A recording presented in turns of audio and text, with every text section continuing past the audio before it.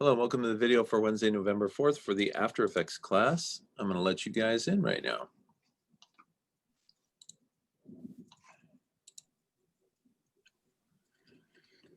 Hello. Hello.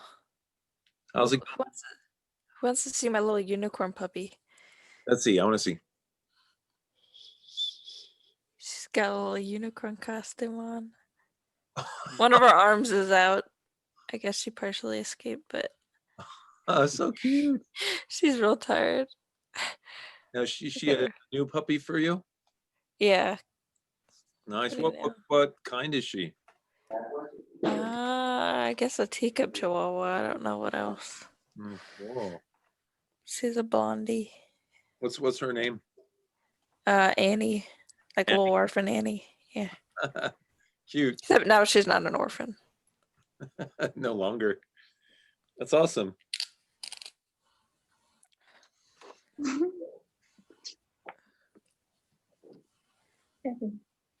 let me go ahead and put you guys in the attendance, and then we can get started. So let's go, Pima. ¿Literal? EDU. ¿Qué dice?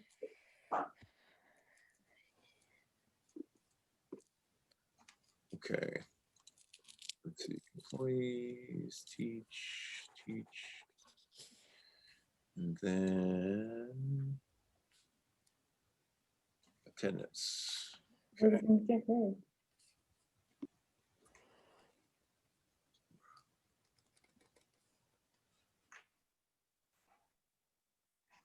Okay. After Effects. Attendance. Okay, let's see now where we are. Pima.Dreamco and After Effects. All right, so boom, boom, boom, boom, boom, boom, boom. Okay, so Mr. Monk. Hello, Mr. Monk 3. How are you today? I'm doing all right. Yeah? Yeah. Are you still pushing? Are you ready to do your presentation? Yeah, as ready as I'll ever be. Okay, do you want me to allow you to share the screen so you can do it? Yeah. Okay, it's all yours, sir.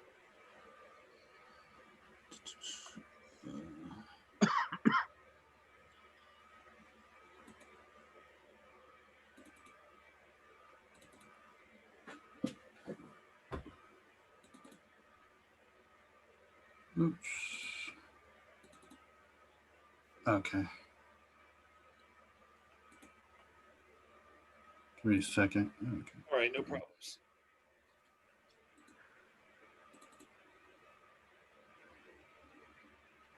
All right, are you guys seeing it? I can see it, yeah. Okay.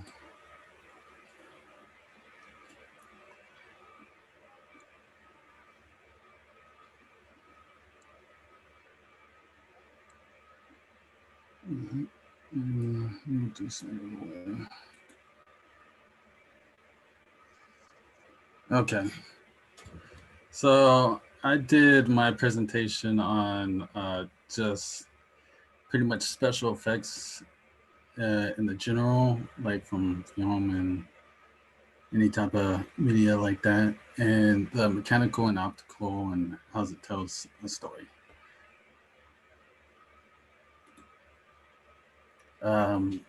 What you're basically doing in any media is superimposing a matte within a boundary, and you show what you want in it, and you're bringing it to life with the tools like 3D models or like your hand drawings, and you're pretty much bringing it to life by superimposing it. And you combined your foregrounds and backgrounds and use these After Effects and Photoshops and Premiere to give it another aspect of realness. And that's part of a style, aesthetic that you're bringing into what it is that you want to bring it in, or that you're getting paid to bring it in. And I have some optical effects. Yeah, I really much like that. And it's giving the source of what it is you're trying to superimpose and the actors from Game of Thrones, which unfortunately I haven't watched, so don't give me a boo or anything like that. But because I heard it was a really good show, and that's the finished product, and I was just thinking to myself, how would they do that? Importing an actual 3D model of it and making a super real 3D and then superimposing that on it, because that There you go. Got it. is not enough. That is not enough of from that finished product. And Guardians of the Galaxy, and there it's multiple ways of how they're doing the finished product, because I just see from right here that only the eyes is what's pretty much transferred over, not anything like that. It's shrunken, because that's the techniques that we can do, in our applications that we have offhand. And it's with this one, with the Pirates of the Caribbean, that I don't know that guy's name, but I know he's a good actor. I liked him in Viking movies and so forth. And they painted his eyes and lips, and they used that as a source of like color referencing in his finished product. And it's somewhat what they give you beforehand of what they want in this situation, and you come out to that. And I was getting to the basis of that, of that's how they're telling the story. They wanted something like what some nasty colors that he has around the eyes, but he wants it all over his whole body. And to get that far, it's a whole bunch of different techniques and skills that we pretty much all would have to go through, if you continue through the bases. And the Life of Pi tiger, yes, it wasn't real tiger, but yeah. See the difference between that. And basically see the big reference of that. They're pretty much enlarged. And that bird is totally CG. But yeah, there was some funny ones like that one I saw, and I was like, that's hilarious. And in corporate, now seeing that, I was thinking like she was probably having a slight smirk on her face in that movie, and that editor had to hide that smirk, because somebody just bowing to you and completely redoing that I think that was a hilarious point. Lord of the Rings, there's the source of the lighting that probably transferred over from this superimposing mat and so forth. There's some other stuff like, yeah, cables. We all know that in the field that if you want to fly, pretty much, it's pretty much cables or something lifting you up. And to erase all that, to not show that, is pretty simple from what Greg already showed us in our class with like cloning and the key lighting to erase the green screen, and then superimposing what the green screen background and stuff like that.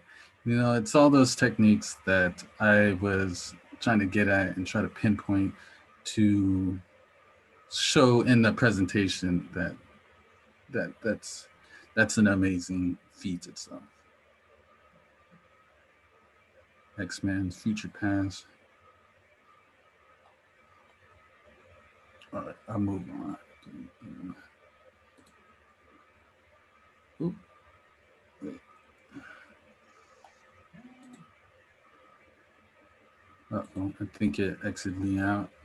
So, and then there's a split screen masking, which I really wanted to do.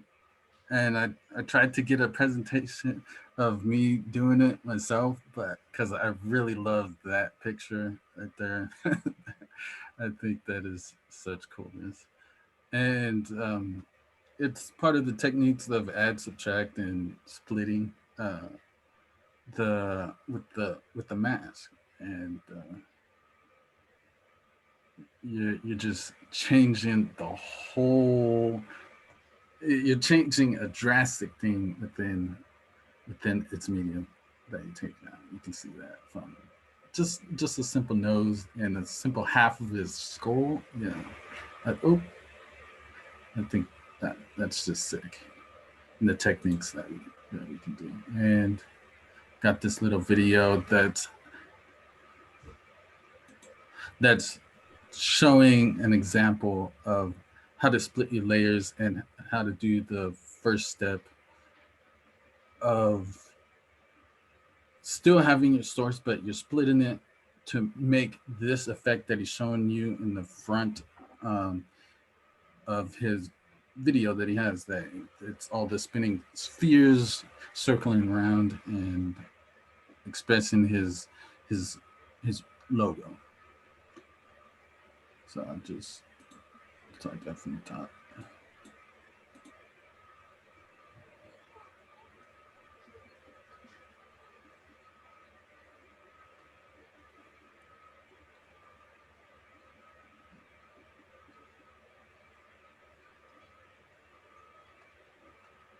Rodney, is there supposed to be audio to this?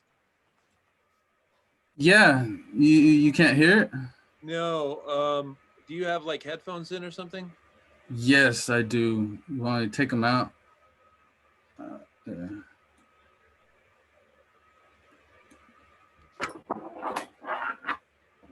All right. See if this is better. Hello and welcome to ukramedia.com. My name Can you hear it? Yes. Okay. is Sergey Praknevsky, and today's daily tip is splitting layers in After Effects. So without any further ado, let's dive right in. So here we are in After Effects, and let me show you how to split a layer. So right now I'm going to select this first one right here, and based on my selection, it's only going to split the one I have selected. So right now, let's say, what if I want to split it right at 5-second mark? And I'm going to place my time indicator right in here. So as you can see, it's going to split wherever you place your time indicator. So right now, if I do Control-Shift-D on my keyboard, you can see that it split my layer. And I can keep going with this. It's very easy. So I'm going to Control-Z and undo everything. So that's one layer. What if I wanted to split 2 layers or more? Hold down Control and select however many layers you want to do. And next, just do again Control-Shift-D on your keyboard. And as you do that, it'll split all your selected layers. So that's good. Now, if you want to split all of your layers in your timeline, and let's say you have a bunch of them, you don't want to just select all of them. All you have to do, just don't select any of them and do Control-Shift-D. And it's going to split everything in your timeline, which is great. Now, the one thing to point out, like if let's say I select this one, do Control-Shift-D, as you can see, it duplicates it in a way. It cuts it and then it puts it right on top of my original. But what if, let's say, I wanted to do the opposite? What if each time I duplicate it, instead of going on top, I wanted to place it on the bottom one? How do I do that? So to do that, we're going to have to go to Preferences, and I'm going to hit Control-Alt-Semicolon. And in here, where it says Create Split Layers Above Original Layers, if you uncheck that, it's going to put it below. So I'm going to hit OK. And so now if I do Control-Shift-D, it placed it right below my original layer. All right. Thank you so much for watching this quick tip. I really hope you found it useful. And if you have, make sure.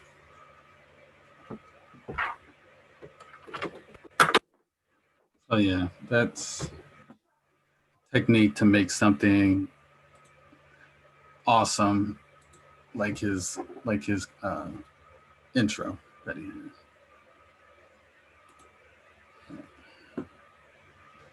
Next slide. And then there's mechanical effects, also called practical or physical effects. And they range from everything in its media that is props, scenery, scales, models, like what I was saying of importing like 3D models or just physical models that are completely part of a combination effect in today's media. And I think it's more expensive or as expensive as hiring an actor or something like that. I didn't technically look that up, but I think it would be part of what they already have offhand, some type of robotics person, if that's the type of style that they're going for, you know, in that media itself.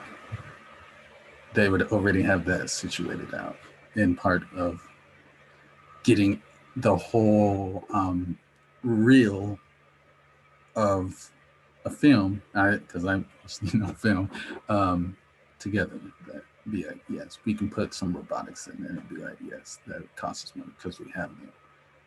And I'm gonna move this up. And I got the movie Jaws. You can see the Lone Ranger right here with the horse. Probably didn't know, I didn't know in the Lone Ranger that was a fake horse. But in the Terminator, because I saw that, I knew that was some awesome robotics.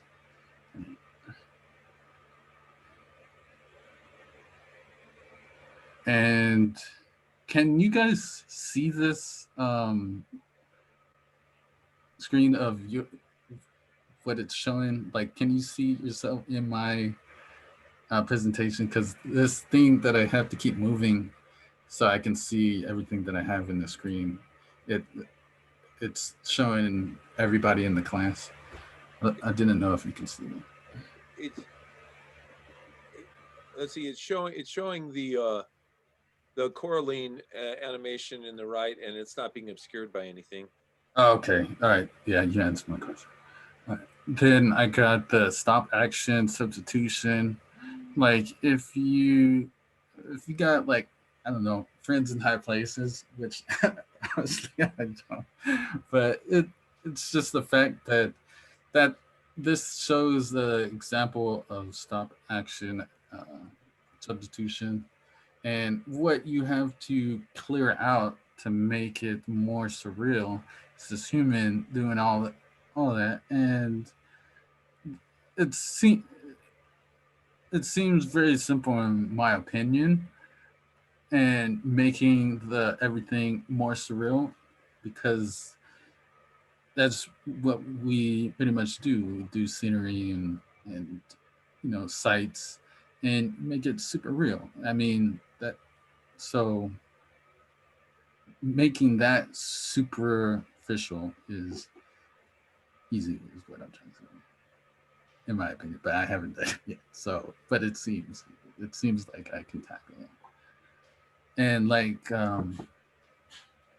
some favorite shows and movies that either race, that's what I said, to manipulate the foregrounds.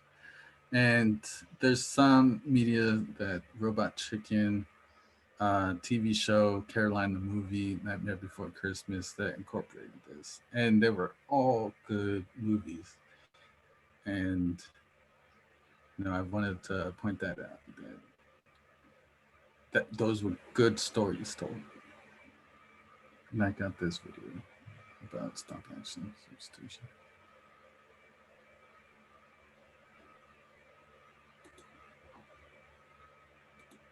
Okay.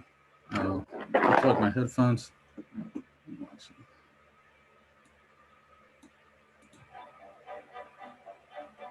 With each video I create, I try to incorporate a new visual trick or element so that my skill set continues to expand. Lately, I've been playing around with compositing live action movement into my stop motion videos. A couple examples would be the Ghost Vitruvius in my collaboration video with How It Should Have Ended, and the Dementor in my latest Harry Potter video. For Vitruvius, I simply attached the minifigure to a wire and dangled him against a blue screen. By doing so, I was able to capture the shaky, wobbly feel of Vitruvius at the end of the Lego movie. That too. Vitruvius is dead. The Dementor was a little more challenging and involved a little more creativity. In order to match the flowing, ghostly look of the Dementor's robes, I shot the Dementor moving up and down in a container of water. This gave his robes a billowy, creepy, otherworldly look, but it only worked for about half the shots in the video. For the rest of the shots, I needed to use stop motion so that the Dementor could move his arms as well as his cape. I then took each of these plates, morphed it, rotated it, turned it transparent, and completely darkened it so all detail was lost. This enabled me to make a shadow from the same plate, really selling the effect that the Dementor was actually there. It's so pretty. It's so evil, but so pretty. Expecticus Unicitius! Hello, it's a party with new friends. Unikitty was also animated against a green screen and composited into the video. This allowed me to make her transparent, change her color, and make her glow. I added a couple extra touches to really sell the effect, like having a blue LED light in the background plate, moving around following where Unikitty was going to move, really making it look like there was a blue glowing object moving around the room. I then used the same method that I had used for the Dementor shadow to make a reflection of Unikitty on the Lego floor. Don't look so glum, chum. I don't often use live-action elements in my work, but every now and then, they can make a really cool effect. Thanks very much for watching, please subscribe, and please stay tuned for more videos soon.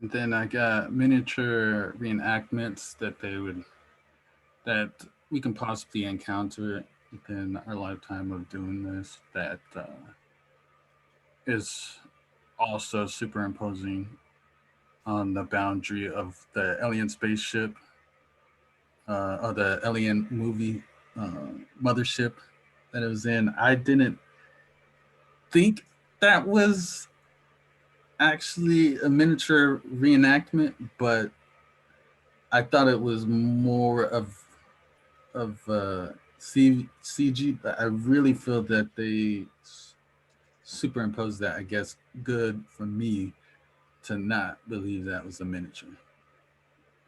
And also there's another miniature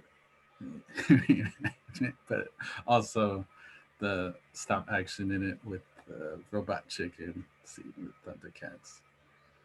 And I really like that. And I got another video for miniature reenactments. Oh, no, it's not a video. It's just showing what in famous movies were part of miniature reenactments that I didn't know that GoldenEye was at.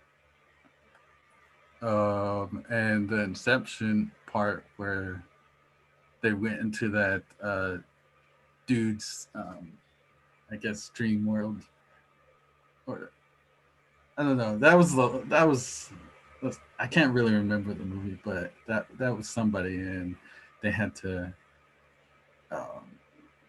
do a lot of stuff on the reenactments, not reenactments, but stunts on the snowy snow, snowy snow, to speak, on snowmobiles and high speed chasing down there, and you know they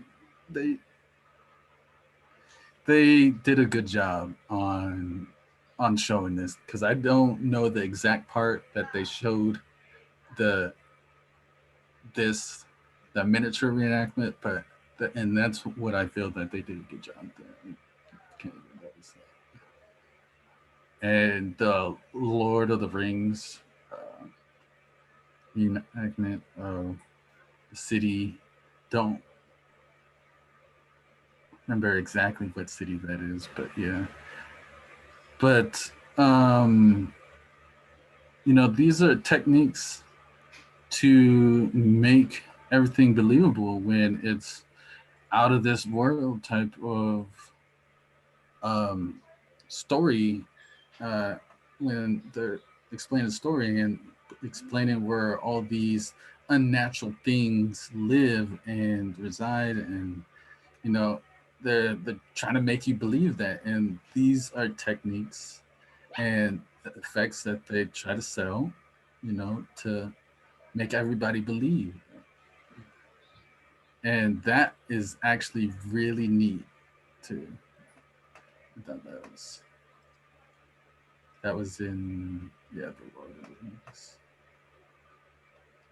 In the tower, the watchtower, where the eye resides, the glowing eye.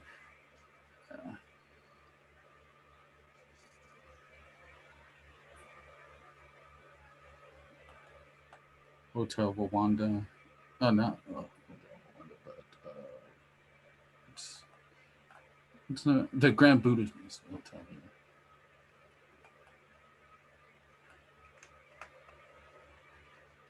It's amazing that this is part of our job. If we can, if anybody continues this down the line on to a career, that they could be paying you to do this, and this should be cake work. Superman Returns, Harry Potter. I somewhat believe that was a miniature reenactment of the school, because I just couldn't think of nowhere that they were actually were. And Batman. I would love to do this job too. I mean, seems like a awesome killer job to have too.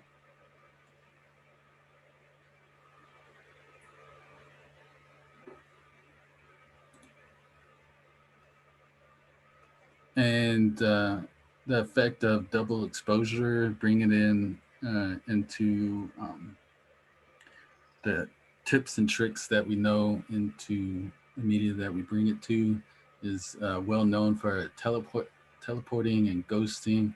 And when you see yourself and future self in one video,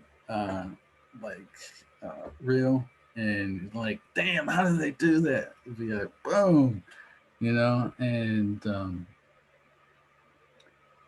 that's how they do it. And and another important fact is that I actually looked on the Adobe site and saw how many plus effects in After Effects of what can be used in just that program. And I was like, how much can I use? I think I can use maybe about maybe 16 to 20 plus, maybe. I haven't really counted out how much I know, but it's what you know, and you use it, you apply it. Oh, and combination effects in media is great, because this is one thing with the actual mechanical part, mechanical things that they import into the film to make it so it's our job as a effects / editor to do this, to bring that animal to life. And So I keep thinking I can scroll down, but it's actually going continuing with the presentation. And I thought that was cool, so I put that in. But I'm pretty sure that this is a video of a good combination of effects that they bring in media.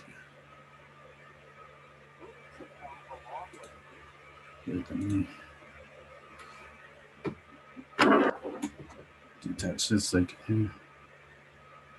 Over the years. The first movie, Round Hay Garden Scene, came out in 1888. It's known as a short film, but you'd be surprised by just how short it is. Round Hay Garden Scene runs for a total time of just 2.11 seconds long. While that may not sound like a movie by today's standards, it's still considered the first movie ever made. Back in the day, people used all sorts of creative methods to achieve fantastical effects. People used puppetry, robotics, prosthetics, and even stop motion to achieve incredible effects. Nowadays, however, things are quite different. CGI, or computer-generated imagery, was invented in the 1950s. Alfred Hitchcock was the first director to use CGI in a film.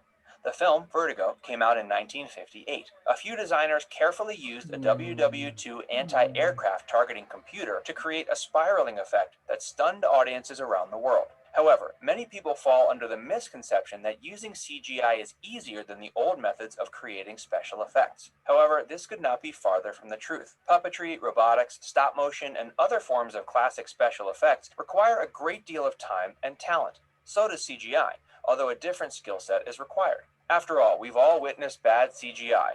Creating good special effects on a computer takes time, effort, and a great deal of skill. The use of green screens makes work a lot easier for special effects artists. However, this can make actors' jobs far more difficult. It's not easy to stay in character when the entire set is one big green screen. Most actors today have to concentrate very hard to pull off their incredible performances. In today's video, we're going to take a look at some of the special effects that have been used in films. Some of these examples will show just how much CGI can transform a scene, while others will show off some amazing practical effects that didn't use CGI at all. Make sure you stick around until the very end of the video, where we'll reveal the most amazing use of special effects before CGI was even invented. Before we get started, be sure to like this video, and don't forget to subscribe and click that notification bell so you can stay up to date with all of our videos.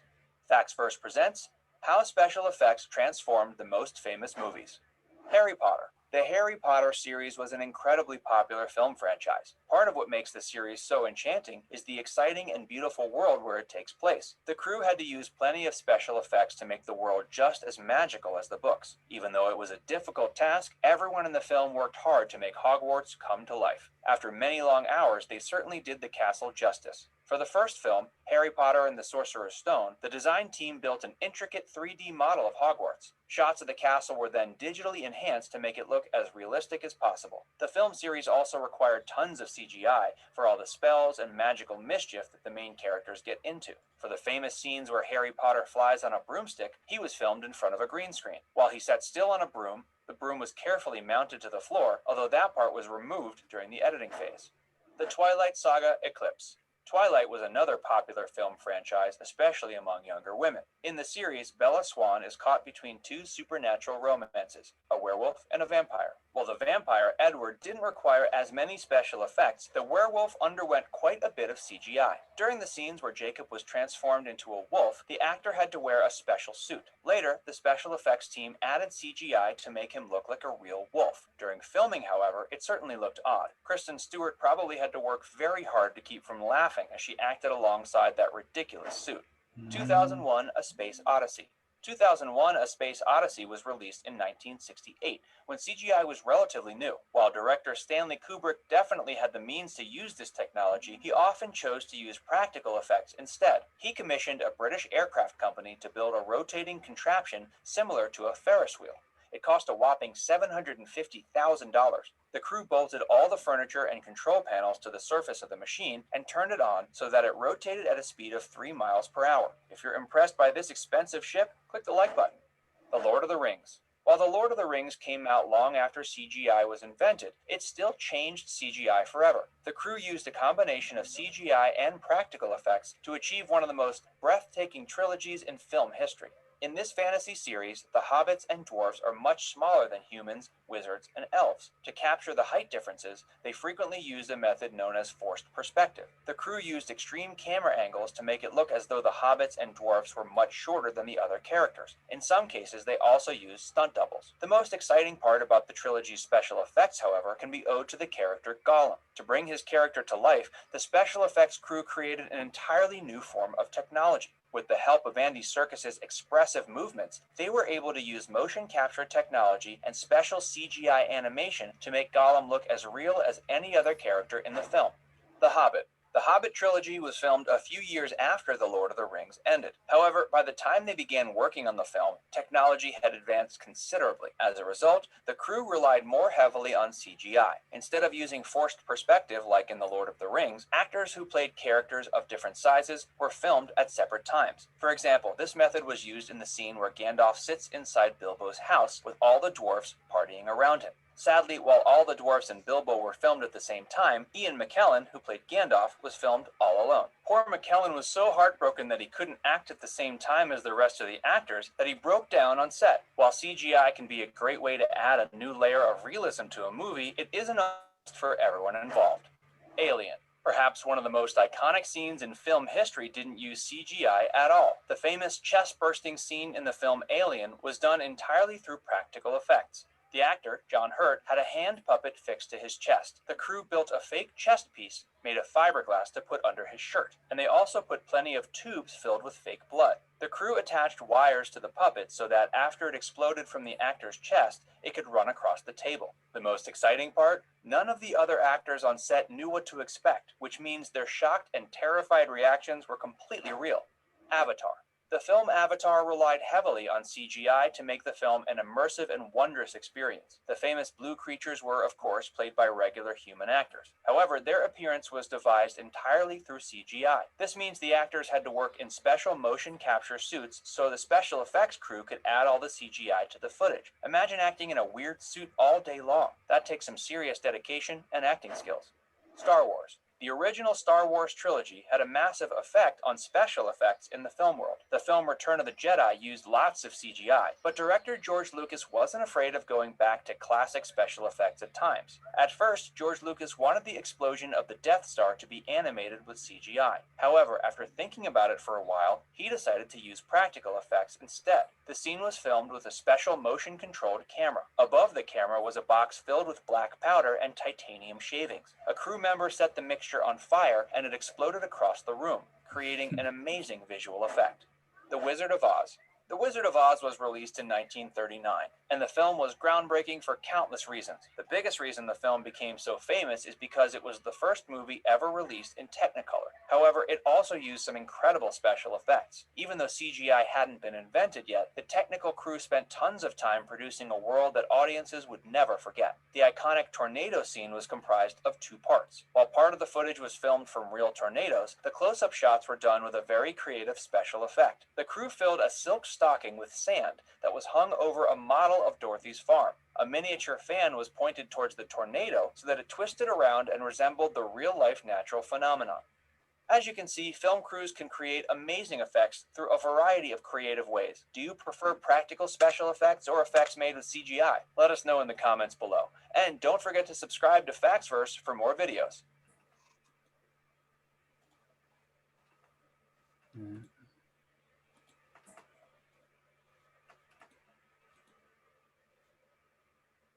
And then those are my works. All right. Nice job, Rodney. Woo. Thank you. Thank you. Yeah, it looks like you did a lot of research into this stuff. I did. I took my good time. Yeah. Well, it's really cool. Thank you for sharing all that. It's really fun to watch.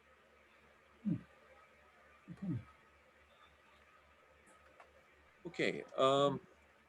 So let's see. I think you're gonna have to stop sharing your screen.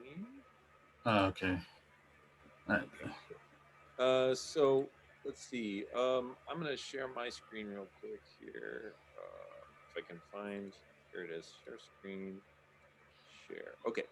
So nice job, Rodney. Thank you. Thank you for that once again. Let's see. Joey mentioned great presentation.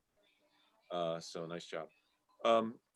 Okay, so what we're gonna do, I think we're gonna do at least one tutorial right now, and then I'm gonna give you guys some time to work on your abstract projects now that we have a deadline for those. And of course, let me look at what the deadline is.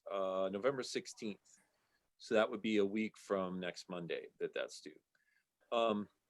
So what we're gonna do is this first tutorial, which is on the website, cut out an object with masks. You have to click on that. And then of course, click on this download button to download the exercise files. And let's see, we can open that up and then open up the After Effects file. Okay, and of course, we cut out, we messed with a shark before. We took a shark and we, used the rotoscope tool and put him on the beach and everything. And this is just kind of another approach to cutting an object out, this time using masks. So go ahead and get After Effects started up, download these files, and then we'll get going on this. Let me go ahead and scroll down a little bit. Okay. So I think I'm just going to go ahead and get started with the video. Thinking it's a pretty quick download and you guys can probably catch up pretty quick. So let's get started here. Whenever you're working with full screen video and you want to cut an element out of its background or remove it from the background, you'll want to use a layer mask. And in this video, we're going to do just that. We'll isolate this shark from the ocean background and insert it over top of some graphic elements here. So I'll make sure the visibility of layer 1 is on and I'll select layer 1. Okay, so first thing we want to do, go into After Effects. You might want to take your playback head and drag it all the way back to the beginning. And then, the eyeball is on layer 1. So now we're going to select layer 1, which is the shark layer. And I'll grab my current time indicator and scrub in the timeline. And you can see that we're working with video. Let's create a still frame since we only need a still of the shark over our graphic. I'll move my current time indicator to where my marker says freeze at 2 seconds in the timeline. Okay, so you see there's a little marker here that says freeze. Go ahead and grab that playback head there and drag it down to 2 seconds. Then with layer 1 selected, I'll go up under layer, go down to time and choose freeze frame. Okay. So layer drop down, time, and then freeze frame. Oops, sorry, wrong video. Now when I scrub, you can see it's just as though this layer was a still, which is exactly what we want. So there's something called freeze frame that we just applied. And what that'll do is it'll take a video and reduce it to just the single frame that you have your playback head on at the time. And that's can be used for a lot of really cool special effects. To better see what we're going to cut out, let's press the period key to zoom in the composition panel. Okay, so your period key will allow you to zoom in. Then I'll press and hold down my space bar, which will grab my hand tool. And then I can just click and drag in the composition panel to reframe. Okay, hold your space bar down. That's the hand tool. Move your shark over so he's easily accessible. Then I'll let go of the space bar. Let's grab our pen tool out of the tool panel. I'm going to click and hold because you may have one of these other tools active. Just make sure that you've chosen the topmost pen tool. Okay, so the pen tool is this one that looks like the little pen nub. It's to the left of the letter T. You click on that, you see all these different options. And of course, we want the top one, which is just the regular pen tool. And we'll start down here on the belly of the shark just before its fin. And I'll just click once, and that's going to add a mask to that layer. Now let's go up to the mouth area and click and drag. And notice as I drag, we're creating handles. So I can rotate these handles around to change how the mask moves between each one of these anchor points. Okay, now remember that when you have a layer selected and you either, create a shape on it with one of these shape tools here, or use the pen tool to start creating a shape, which is what we might call an organic or freeform shape, it's always going to create a mask. So in this case, what we want to do is click down here on the bottom of the shark's body, right where it meets the fin, right? It's automatically going to make a mask, and you can see because it says mask right there. Now here's the tricky next part. Come up to like right where his bottom of his mouth is and click and hold your mouse. Now pull, and it's going to pull out these handles which control this curve. It's called a Bezier curve. And what you want to do is you want to manipulate that so that it basically grabs the bottom of the shark's body, like so. And more importantly, it also controls how the path actually moves through each anchor point. So let's go to the nose here and click and drag. Okay, so we're going to do the same thing the next level down. Now, what I would recommend, he went right to the nose, but I'm going to recommend taking a few steps to get there. So I would go up to like the top of the shark's mouth where the teeth end and click there once. Then I would probably come up here to the end of the nose and click once. And remember to hold your mouse down and then drag out the line until it looks right. Now you'll notice this little dot that we have in here, there's line is kind of going up and coming back. So that's not a perfect little connection there, but we can fix that at the end. What you're doing here is not the final, it's just the first draft of the selection mask. So we can always come back and fix things later. And you'll notice now I have a little bit of a kink in the path.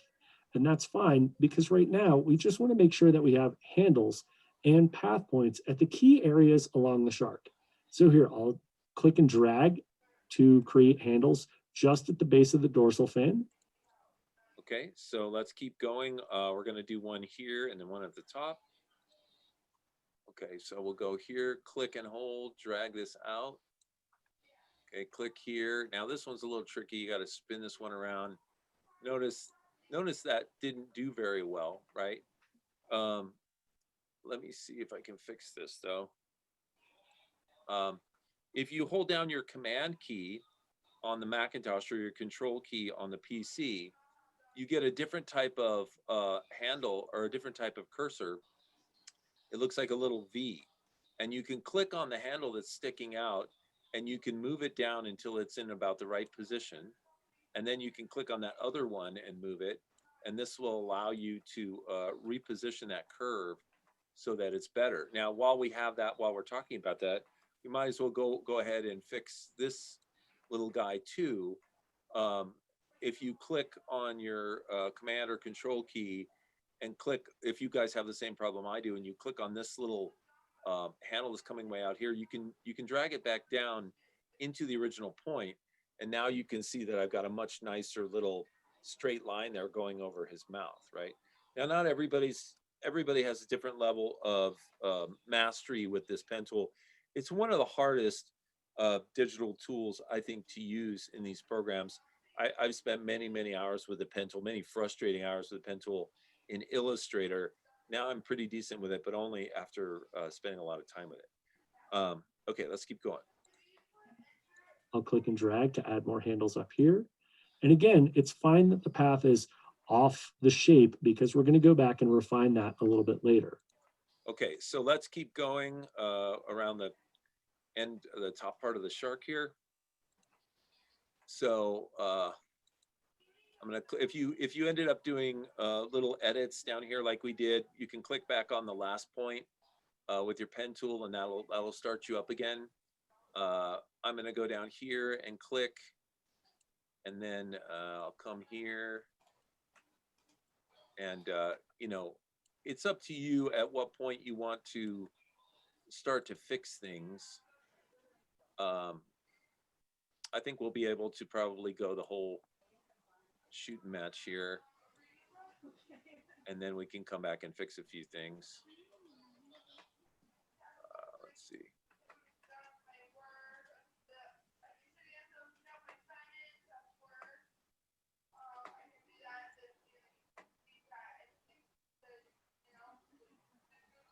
Okay, and then finally, when you come back to the beginning, click on that very first point that you made, and it will complete the mask. Now, when that happens, the background of this layer disappears, which is kind of a freak out, but it's okay. Now, what I'm going to do is go back and fix some of these things that I messed up. So I'm going to click on this point here, hold down my control key or my command key on the Mac or the control key on the PC, and go in and click all the points that I want to make changes to. And this, of course, doesn't have to be, you know, a perfect shark. It can just be pretty good because we're basically just trying to learn a technique here. And like here, I'm going to have to, I've lost a lot of this fin here. So I'm going to have to open this up so I can see everything. And then go back in here holding my command or control key down and fix things up a bit, right?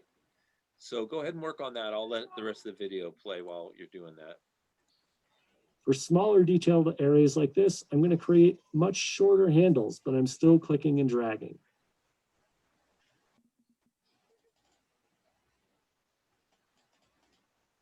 Now, when I get to this area here, I can see he's got a little fin there, but I'm just going to go ahead and crop that off because it's really hard to see. And I'll just continue on creating this shape. Now, once we've created the basic shape, when you get back to the first point, you'll get a little circle. That's letting you know that you're going to close the mask. So once I click on this, it's closed the mask, and you can see the shark is now appearing over top of my graphic. Now let's refine the shape. I'm going to show you the key commands that you can use to refine the shape, and then I'll just fast forward through all the fine-tuning adjustments because you don't need to sit through that. So the first thing I'll do is move over an anchor point, and I still have the pen tool active here from the tool panel. So when you click on an anchor point, it brings up both those handles.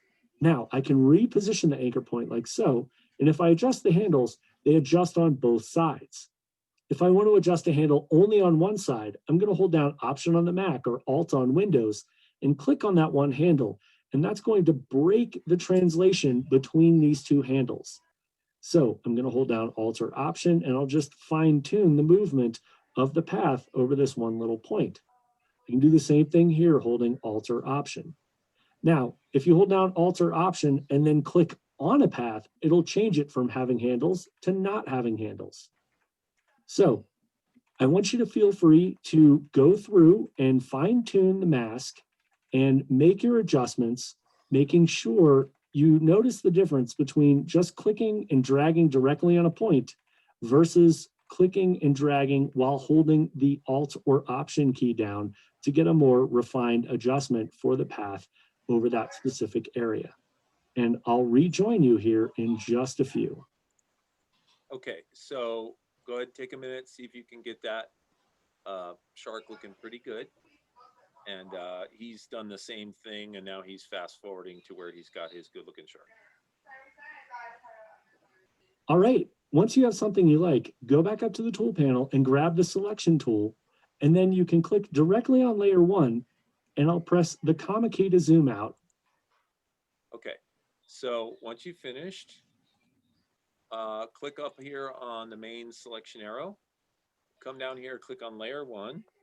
The comma key is a quick key command to zoom out, and the period key zooms in quickly.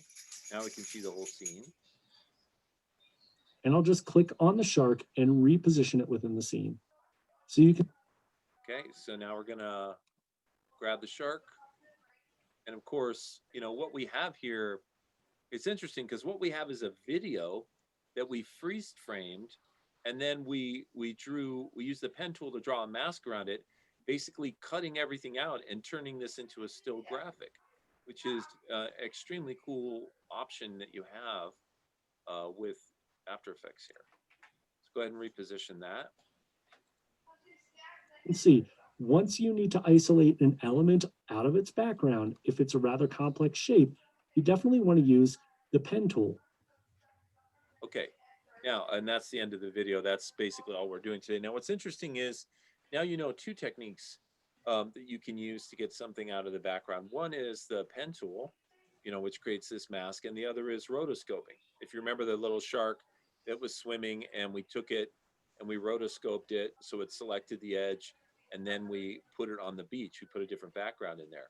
So both these techniques are available to you, and each one would be more appropriate in a given situation than the other. But now you know both of them. Okay, and so when you're all done with that, you can, if you like, you can save this. If you're keeping a folder of reference exercises that we did, and sometimes that's a good idea because you can go back, go, how did they cut that shark out or whatever, and you could open the video, and then you could go back to the class website and click on the link and go to the tutorial and just relearn that if it's the perfect technique to use for a project that you're doing. Okay, and so that's it. So like I said, you guys can save this. I'm going to go ahead and exit out of this, so I'm just going to close it down.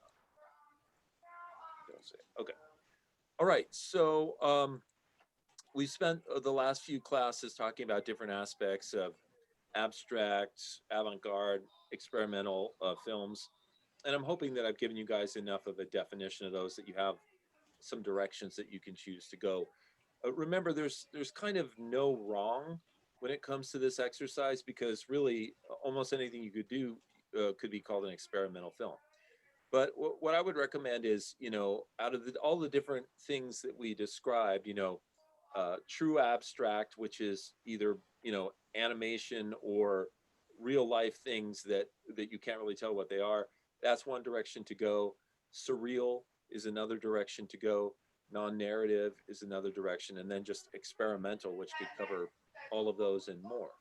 So find something that really, that you connect to, that you think you can have fun with, and try and do something, inspirational with it, that either is just, aesthetically pleasing, or maybe it's trying to communicate some kind of an emotion, or maybe it has some kind of a social meaning, or maybe it just exists for its own sake, and that's good too. But, whatever it is, whatever direction you choose to go in, pick something to focus on, and then really take that to its natural conclusion. Okay, so I'm going to give you some time right now in class to work on this project. Like I said, it's due a week from Monday, so you want to buckle down and get working on this. And then, as usual, I'll turn my video off, but I'll be right here in class. If you have a question or you want to show me something, get some feedback, just jump in here and ask. Okay, so let's go ahead and work on that, and I'll check back with you at the end of class.